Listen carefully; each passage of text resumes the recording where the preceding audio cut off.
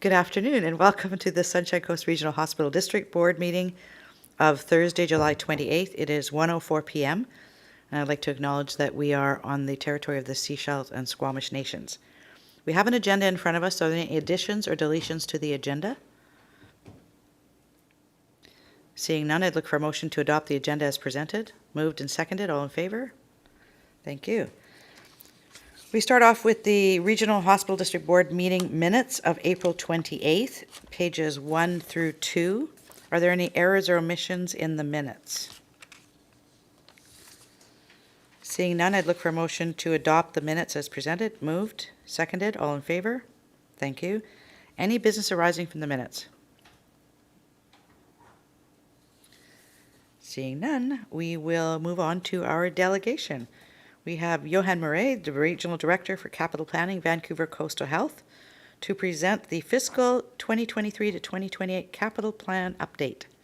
Welcome, Johan. Thank you very much. Thank you and good afternoon to all of you. Can I share my screen or? I think you should be able to. Okay, thank you. I will do that.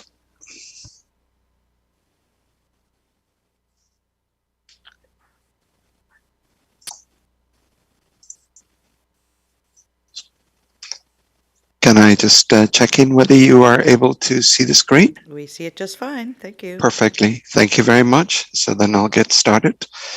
Again, just the acknowledgement, the land acknowledgement that we are on the shared homeland of the Coast Salish people at Musqueam, Squamish and Tsleil-Waututh nations. Grateful to be able to work, play and live on these unceded lands. Our mission, strategic goals for VCH is unchanged from prior years. It drives exceptional care, innovation for impact, and a great place to work. And just when we're looking at exceptional care, that is to ensure to the best that we can that we keep up to date with modern facilities, modern equipment, latest, greatest where we can, where it's possible. Similarly, the innovation for impact, again, embracing any new technology and new practices, forward thinking in terms of what we do. And a great place to work is really to enable our staff retention overall. And one of the ways to do this is actually through our technology and our facilities where people work and live. This is a view that is trying to just outline a little bit of the complexities and how inclusive the capital plan is. So with the capital plan right in the middle, we are essentially following certain rules, and the rules are dictated by our funding restrictions, which is typically from the Ministry of Health, our auditors, be it internal or external. We are driven by the operating plan, and why I'm saying that is a lot of the capital projects that we initiate and implement have a very adverse impact on our operating budget, especially where we are looking at expansions. And then lastly, the capital policies within government and within the health authority itself. Those are the rules. The stakeholder engagement is very broad, from government, our management, physicians, staff, VCH and Providence boards, our funding partners being the regional hospital districts, foundations, auxiliaries and other, and then of course the public that we serve, be it in the form of a client, a resident or a patient. The pressures on the capital plan as a whole is mainly driven by changes in care requirement, our facility condition index, in other words, what is the state of our current facilities, which ties into the aging infrastructure. We need to be operationally sustainable, maintain the facilities. We have a tremendous amount of changes, e-health initiatives. This also leads into CST as our platform, which has recently been rolled out at Sechelt Hospital. Planetary health, the replacement of our existing assets, the typical mandate letter, which comes to us on an annual basis, that sometimes informs and dictates to us. VCH's strategic plan is informing the capital priorities. We are dealing with aging equipment across the platform, our aging infrastructure. We address Indigenous health, diversity, equity, and inclusion is part of how VCH operates and functions. The capital planning principles in broad is outlined as operational sustainability, the asset condition, Indigenous health, planetary health, diversity, equity, and inclusion. Those are the principles, the guiding principles within which we manage the capital plan for the health authority. A quick overview of our facilities. This is inclusive of Providence Healthcare. So roughly about 12 hospitals, long-term care facilities, mental health and substance use facilities, and several primary care and community support facilities across. The historical lack of capital investment has really resulted in a huge deficit in our infrastructure. We are developing deferral maintenance strategies where we can on a larger scale. One of those being predominantly elevators. Elevators have been a huge challenge for us, and we have a tremendous amount of them across in various sites, and all of them are aging and need to be refreshed. For the next 2 years, we are looking at seeking approval for the Hilltop House long-term care expansion. In Powell River, we will be looking at replacing the Evergreen long-term care facility.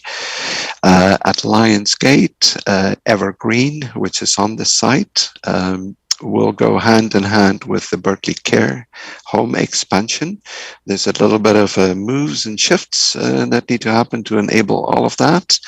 And then Banfield is a long-term care facility that is sitting very, very close to the VGH campus.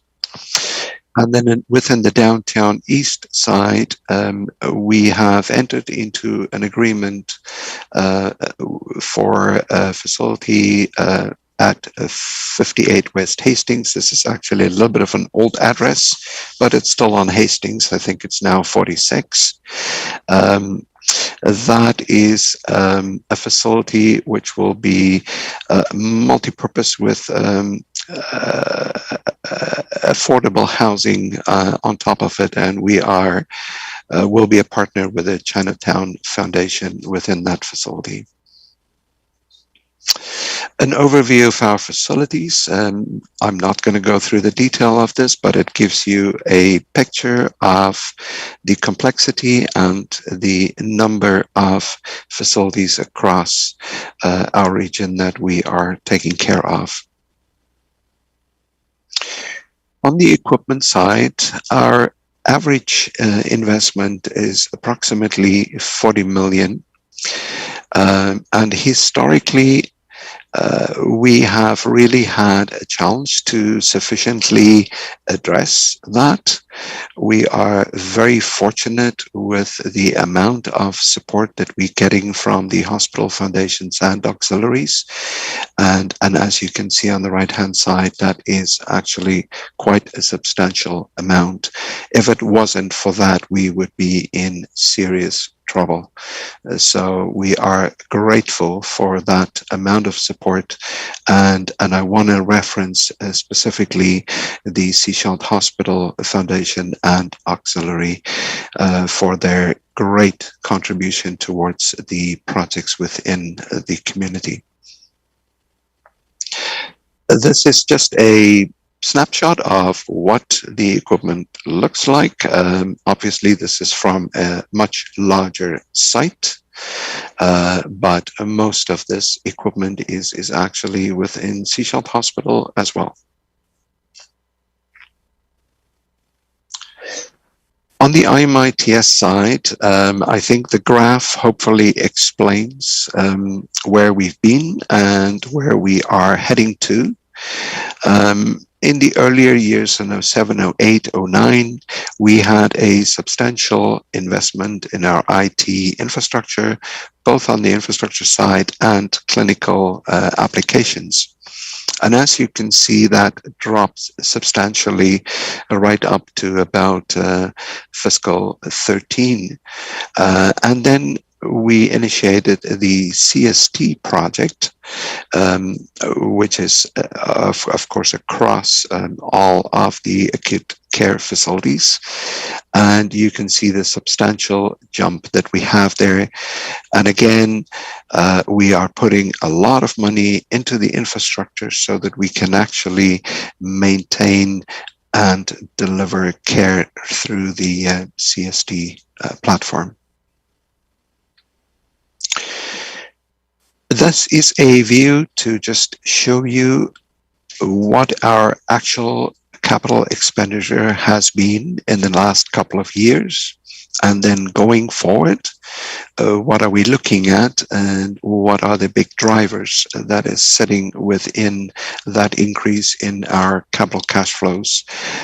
Predominantly, it is the new St. Paul's Hospital, the Lionsgate Tower. There is a Richmond Hospital Tower, which is really looking at the whole redevelopment of the campus. We have completed the first phase of the Jim Pattison OR renewal at Vancouver General Hospital, and recently received approval for the second phase of that. And then there is currently within our capital plan the replacement of the Dogwood long-term care facility in Vancouver. Oops, sorry about that. In summary, let me just move this away a bit. Thank you.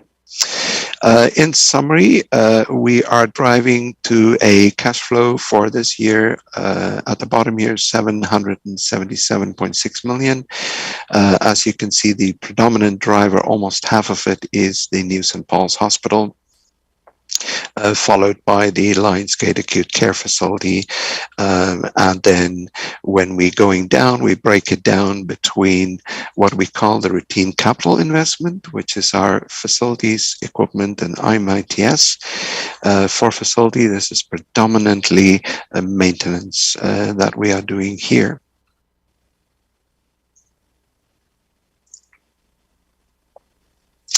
When we look at the annual prioritization process, this is just give you a snapshot of the criteria that we use when we go through those various prioritization committee meetings, which are very distinct and separate at the moment still, and probably will continue to be. We do it separate for major clinical equipment, IMITS, and the core facilities projects. This is the revenue and expense view of the capital plan. Again, the 777.6 million as a cash flow for the current fiscal.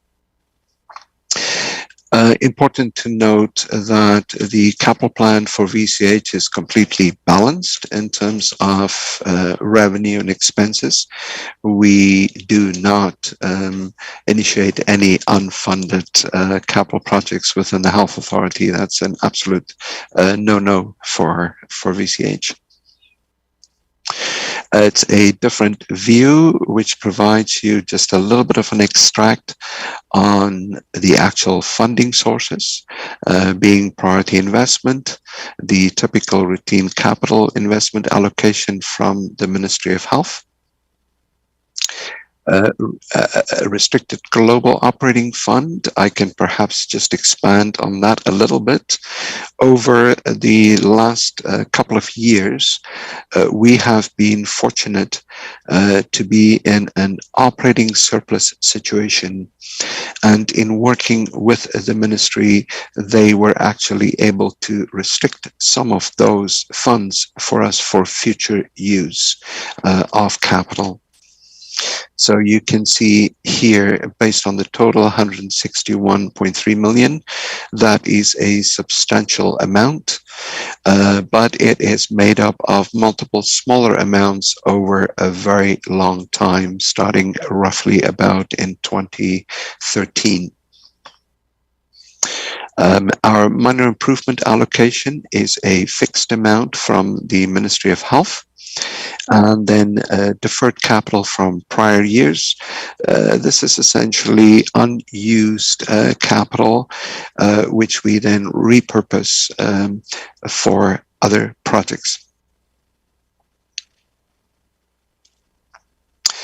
This is again a little bit of a different view to show you here what is currently underway within last year's capital plan versus the new that we have added for fiscal 23, which adds up to the note here at the bottom, 133.3 million.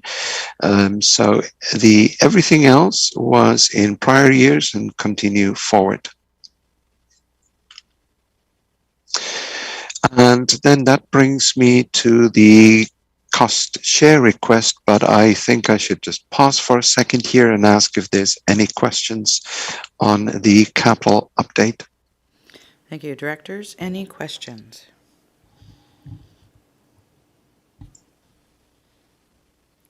I don't see any hands up. Thank you. Thank you. So I'll skip over the cost share request, not on purpose, but just to show you that there is within the appendices a little bit more detail around the actual projects within the coastal community of care. We start off with clinical renovations, the long-term care projects, facilities infrastructure, have highlighted the ones that is specific to Sechelt for you here. The same on the infrastructure, and this is the very one that we are going to be talking about, on the cost share, is this one for 1.1 million. And that is our major clinical equipment for the COC. So then I will go back to the cost share request. Just move this out of the way. Sorry, my screen is not big enough here. My apology. So we are looking to present you with a cost share request for the replacement of the delayed, what is called vital number 4 power distribution system at the Sechelt Hospital. As you can see in the note, this is a system that dates back from the original facility in 1961. There are many challenges associated with it, and we are looking to replace this so that we can eliminate the risk associated with a potential failure on this power distribution center. So the total project cost is currently estimated at 1.1 million, and we are requesting a 40% cost share from you for a total amount of $440,000. I think important to note is that we are really struggling in terms of spare parts, etc., to maintain the power distribution center, and therefore looking at the replacement. So any questions on that request? Directors, any questions? I'll have some questions at the end. Director Beamish. My question relates to the time frame of the replacement. What are you looking at in terms of its urgency in terms of replacement? We are likely. I mean, what we'll do is first to confirm funding from you, because we have secured within an allocation the 60% share from the province. So once it is actually on the move, in terms of the funding, the project will be initiated within this fiscal, likely in the fall. Yeah, thank you. Any other questions? So Johan, you've completed now your capital plan, major capital, right? The facilities Yes, piece? yes, Okay. we have. Yeah. Okay, so I don't see any other questions to the director, so I have a couple. I know one of the projects that's been on the list, on and off the list actually, is the OR update here in Seashell Hospital. Right. And I don't see that on the list anywhere. What's happened with that project? It is not on the list, and the reason for that is that I think we probably have to go back 2 years. That was the last time when we actually submitted priority investment projects to the ministry. Last year and this year, there seemed to be not an appetite for any new intake, and I think quite honestly it is because they are oversubscribed, and by oversubscribed not necessarily in those terms, but when you're looking at the projects coming forward for approval, everything has increased dramatically in cost. We see huge increases on these large scale projects, and I believe that has had an impact on us moving forward with something as small as in the larger scheme of things, for that update or upgrade to the OR suite. So I think we need to keep on advocating for it. We need to keep it on a list. It is still on the list. We just haven't made any new submissions to the ministry. Okay, so who would we advocate to on that project? I think that it is important within the COC itself. So my recommendation would probably be that we bring this to the attention of the new Chief Operating Officer as a start. Okay, because locally, it's a priority. Yes, we're here, absolutely. right? And what I've been hearing from some of the doctors is that it actually impacts the actually getting doctors here because the operating room is too small. Yeah. Right? It's just too small. So it is too small, and it's insufficient in terms of the way in which it's being used at the moment. Because I believe that they can only use one at a time right now, and that's not an ideal situation. And there are many shortcomings in terms of the infrastructure. Yes. Okay. Director McMahon? Yeah, just for clarity here, we have an annual tax requisition for the hospital. So is this out of that requisition, or would this be an additional amount? Tina?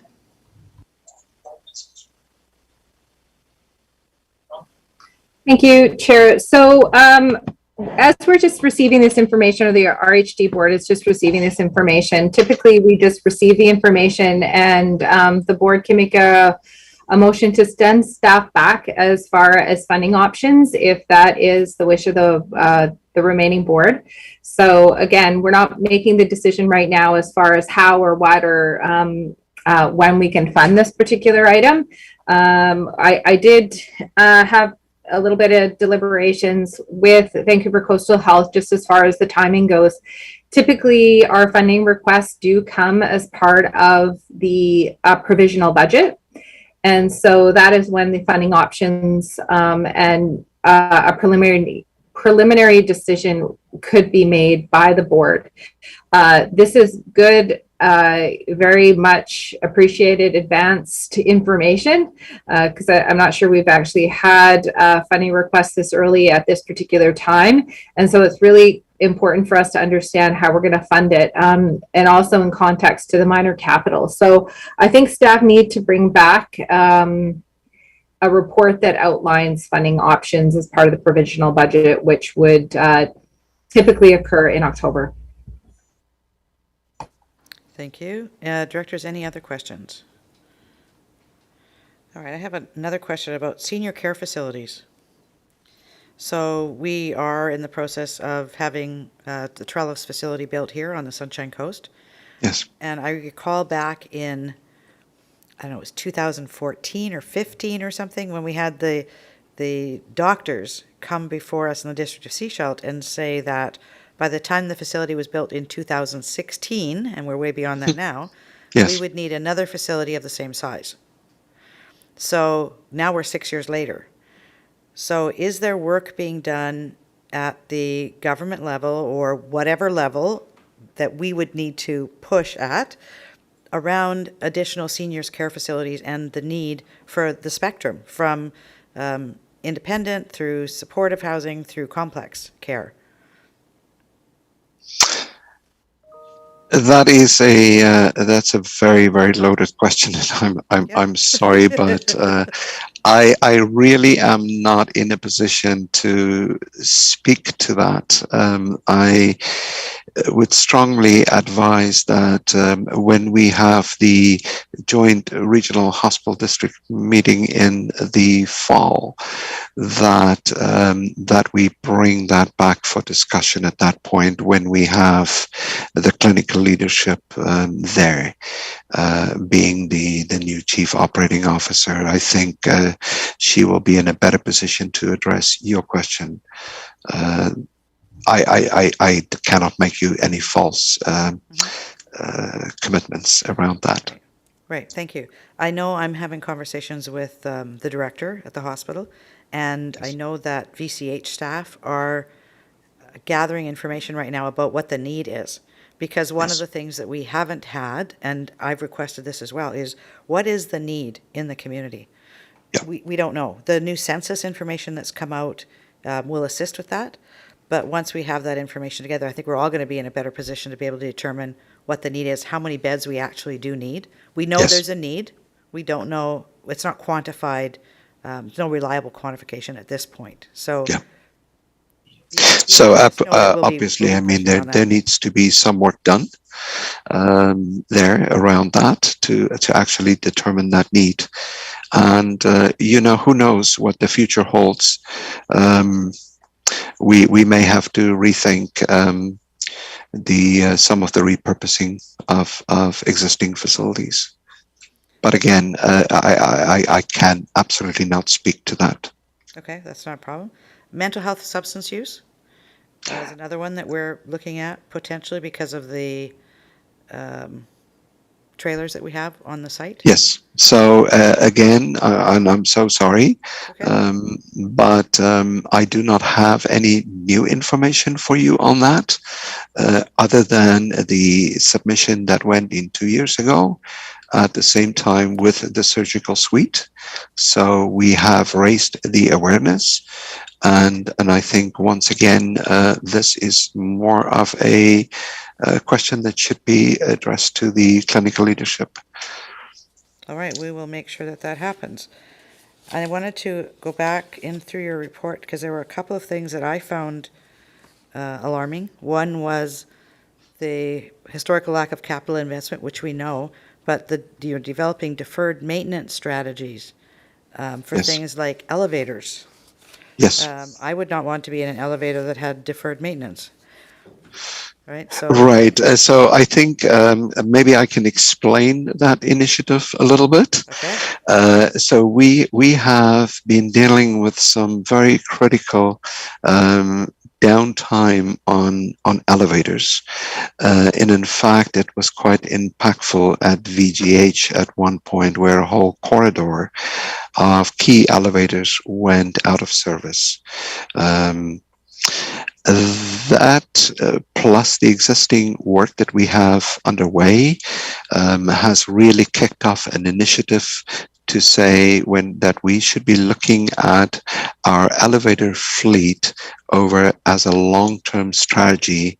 In other words, not coming forward on a one-by-one type of basis and say, okay, now we need to replace the one in Shorncliffe and we need to replace the one at St. Paul's, etc., etc.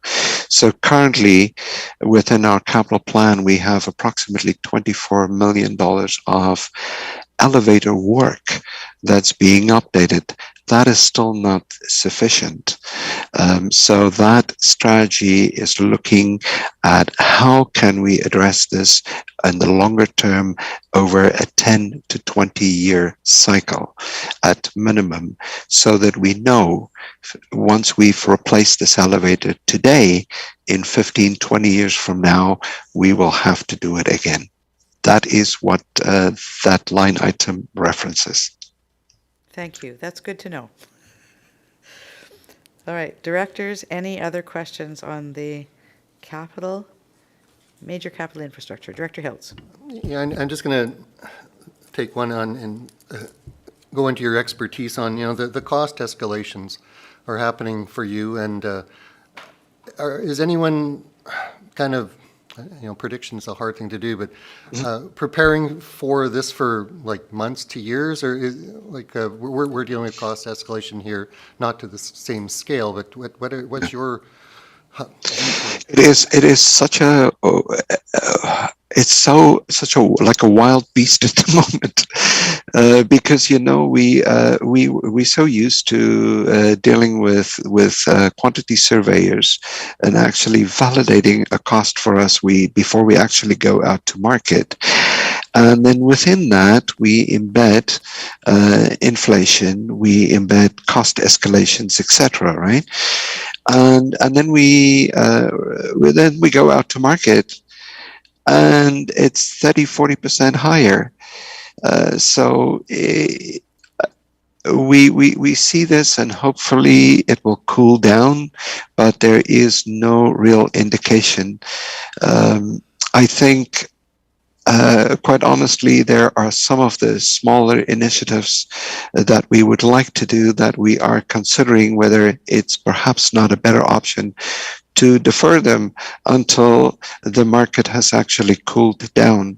But I think provincially, this is a massive challenge.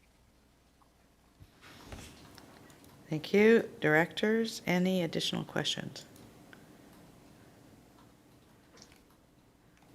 All right, Johan, do you want to continue with your presentation then?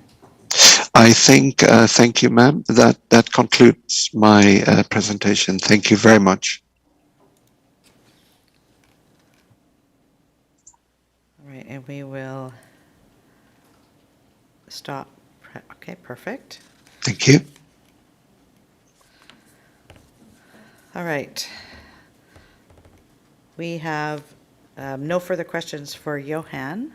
So we can move on to the report. Seashelt Hospital minor capital equipment list. Over to Tina. Yes, thank you, Chair. And Marie Duperreau does send her regrets. She wasn't able to attend today's session. So she did provide the summary for us as part of the Memorandum of Understanding between the Sunshine Coast Regional Hospital District and Vancouver Coastal Health. Provides for a summary of the minor capital that is planned for and has been expended as part of the plan that was presented for this particular fiscal year. We did reach out, but at the time of this particular meeting and agenda distribution, there is a little bit of anomalies in what is dictated in this particular summary report. And some of that might just be due to fiscal timing, as they have a different fiscal year than the Regional Hospital District does, as we have over 800 and some odd thousand in our financial plan, and this only summarizes to over 500. And so we're just trying to rectify that. We know that on specific times, sometimes some of the capital equipment gets funded and procured in other funding sources, say through auxiliary or foundation, which is wonderful. So again, the RHD has not been very prescriptive on specifically just to make sure that the capital equipment needs do meet the needs of our local hospitals. So we can take any questions, and I can relay those to Marie's team if the board has any questions or comments. Thank you. Thank you. Directors? Any questions or comments? Director McMahon? Yeah, I'm just wondering, and probably Tina, you can ask if these estimates are still good, given the inflation.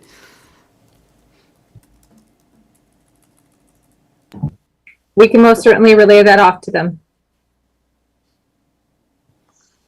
All right, I don't see any other hands up. So, Tina, what would you like us to do with the report that we received from Johan? Are you looking for some direction from us?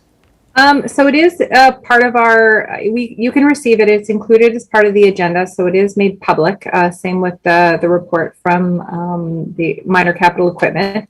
So I think just receiving of reports would be acceptable. Thank you, Chair. Thank you. I'd look for a motion to receive the report. Moved, seconded, all in favor?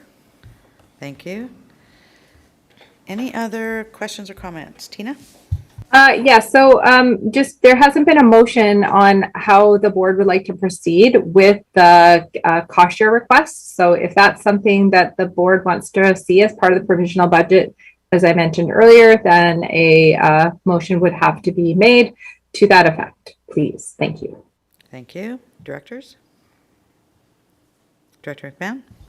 I'm happy to make that motion. I take it we're referring this to staff for recommendations going forward? I think you're looking for us to have staff come forward with a budget proposal? No? What are you looking for? No, so for the Sunshine Coast Regional Hospital District, we don't really follow the same traditional process for our budgeting.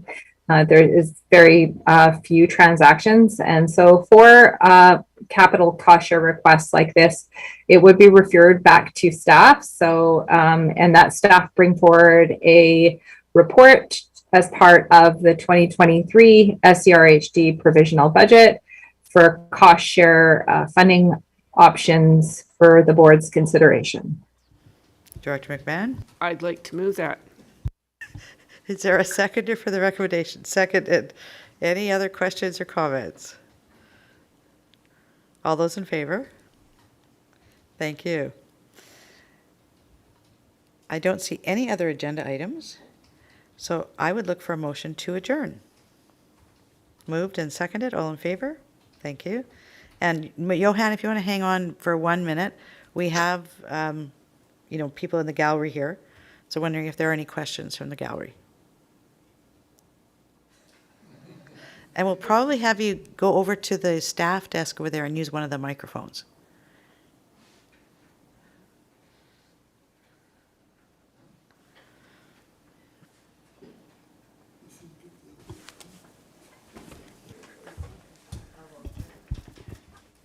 Thank you, Madam Chair.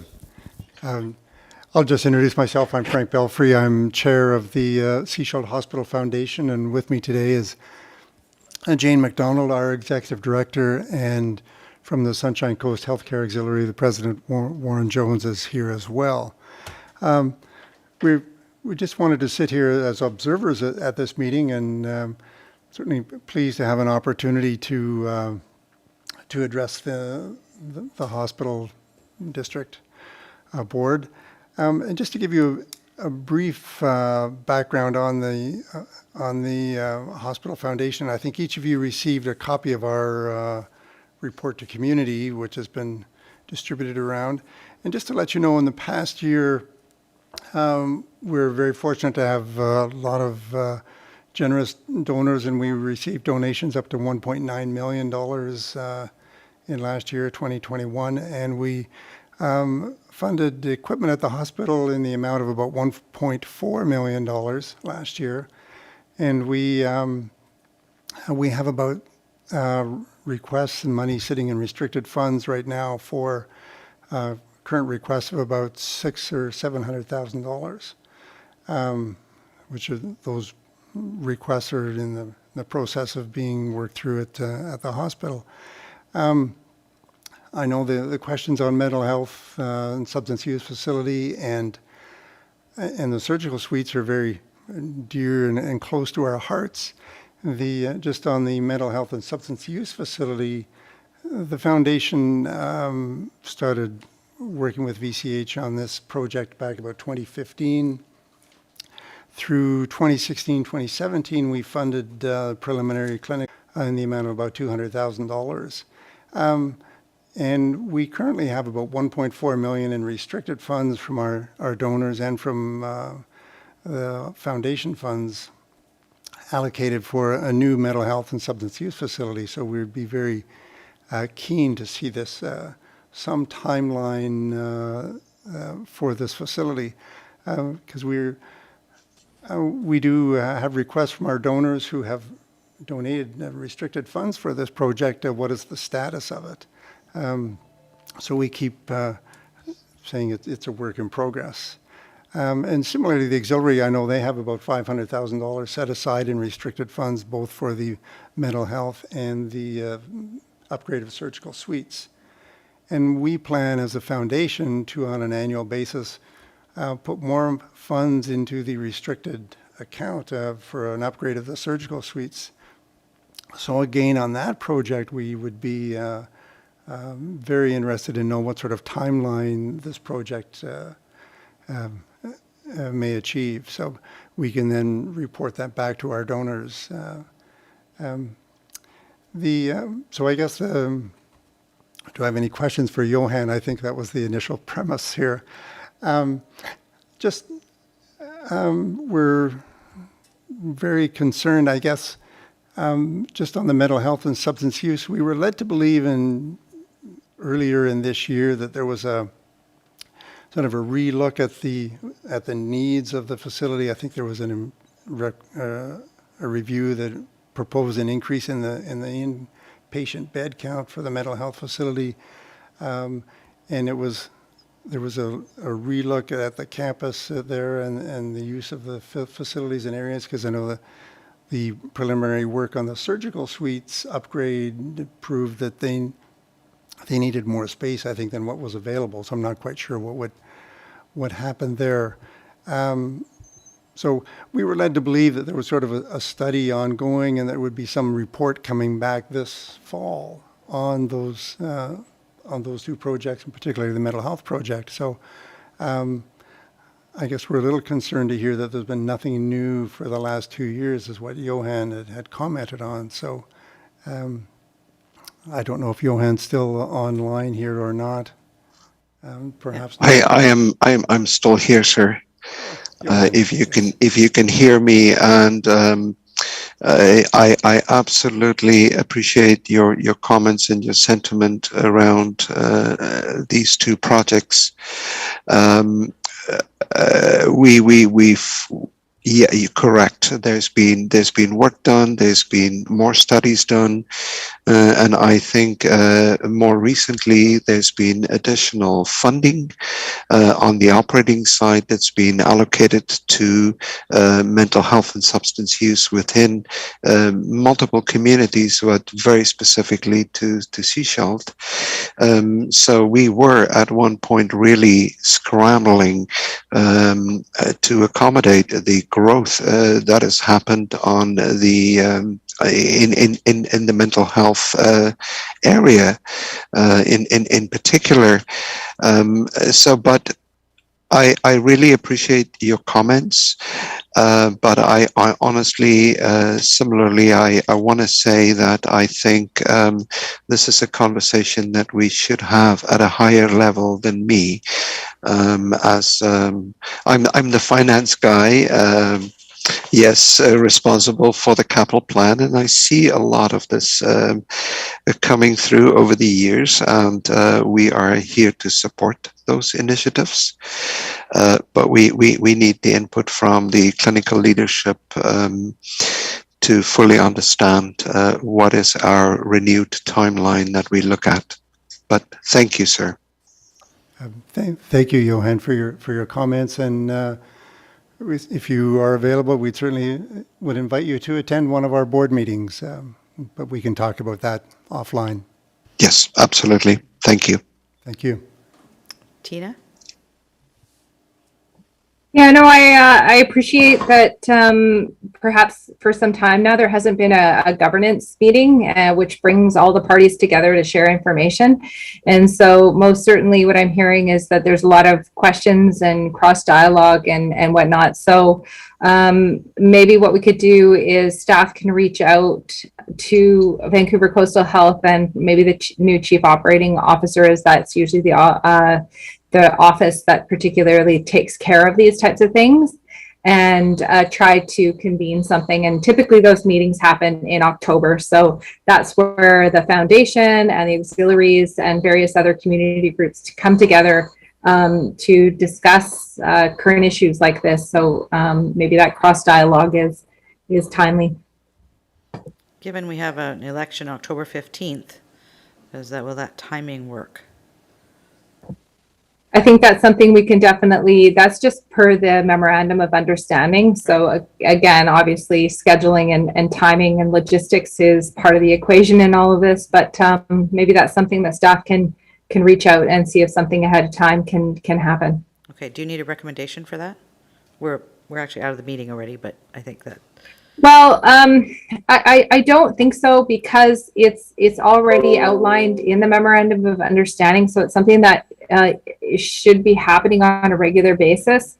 So again, I think it's, very appropriate that staff to staff reach out at this particular time. If it needs to go up ahead of that, then we can bring it back. okay. I think that's good. I remember us having these during the construction of the hospital. We would have the boardroom in the basement, like the big table, and it would have everybody around the table. And then we had conversations about what was happening and where it was going and what was next and what was slipping. And I don't think we've had any meetings like that since. So yes, that would be very beneficial. Get everybody together and have everybody on the same page with regards to these various projects. And then that also informs, us as a board, because, our role is advocacy as well. So we could combine with some of the other organizations potentially and do some advocacy to see if we can revitalize or get some of these projects moving forward again. So thank you. Yeah, appreciate that. All right, anything else? You're good? We're good. Thank you very much. Okay, thank you. Directors, any other comments before we wrap here? All right, thank you for being here. Thank you for the conversation. Thank you, Johan. Thank you very much. Have a nice afternoon. You too. Thanks. Stay Bye. cool.